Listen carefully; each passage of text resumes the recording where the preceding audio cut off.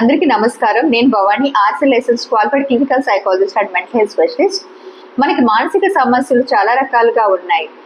నిజానికి ICD-10 అలాగే DSM-5 classification ప్రకారంగా చూసుకుంటే చాలా రకాల మానసిక సమస్యలు కేటగరైజ్ చేయడం జరిగింది. అయితే సింపుల్గా మీకు అర్థం అవడం కోసం నేను కొన్ని డిజార్డర్స్ని బ్రీఫ్ చేయడం జరిగింది. వాటిని మనం ఒకసారి చూద్దాం. ఫస్ట్ మనం చూసుకున్నట్లయితే చిన్నపిల్లల్లో ఉండే మానసిక సమస్యల్ని డెవలప్మెంటల్ డిజార్డర్స్ అని చెప్తాము. ఇది గర్భ శిశువుగా ఉండేటప్పుడే మొదలయ్యే డిజార్డర్స్. దీంట్లో డెవలప్మెంటల్ డిజార్డర్స్ మరియు న్యూరో డెవలప్మెంటల్ డిజార్డర్స్ అని చెప్తాము. ఇందులో ఎగ్జాంపుల్ ఇంటలెక్చువల్ డిజాబిలిటీ మరియు ఆటిజం.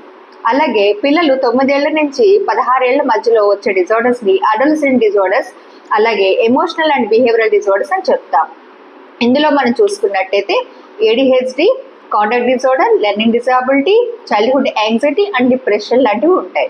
అలాగే మన యుక్త వయసు వచ్చేటప్పుడు కూడా డిజార్డర్స్ ఉంటాయి. వీటినే మనం పర్సనాలిటీ డిజార్డర్స్ అని చెప్తాం. ఇది కాకుండా మందు లేదా మాదక ద్రవ్యాలకి అలవాటు పడిపోవడాన్ని కూడా అడిక్షన్ డిజార్డర్స్ అని చెప్తాం. వీటిని మనం psycho active substance use disorders అని కూడా అంటాం. ఇది కాకుండా స్ట్రెస్ వల్ల కూడా వచ్చే డిజార్డర్స్ ఉంటాయి. వీటిని మనం న్యూరోటిక్ స్ట్రెస్ రిలేటెడ్ డిజార్డర్స్ అని చెప్తాం.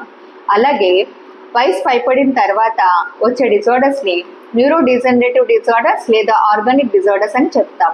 ఇది కాకుండా సైకోటిక్ డిజార్డర్స్ కూడా ఉంటాయి. అంటే కొంచెం తీవ్రమైన భ్రాంతులు కలిగిన డిజార్డర్స్ కూడా ఉంటాయి. అయితే వీటన్నిటి గురించి మనము ఒక్కొక్క ఎపిసోడ్గా చేసుకుని ఫర్దర్ డిస్కషన్ చేద్దాం. సో తప్పకుండా మన వీడియోస్ ఖచ్చితంగా వాచ్ చేయండి. తప్పకుండా మీకు మానసిక సమస్యల పట్ల అవగాహన తీసుకురావడానికి నా వంతు ప్రయత్నాన్ని నేను చేస్తాను. అందరూ షేర్ చేసి, లైక్ చేసి, సబ్స్క్రైబ్ చేయండి. నమస్తే.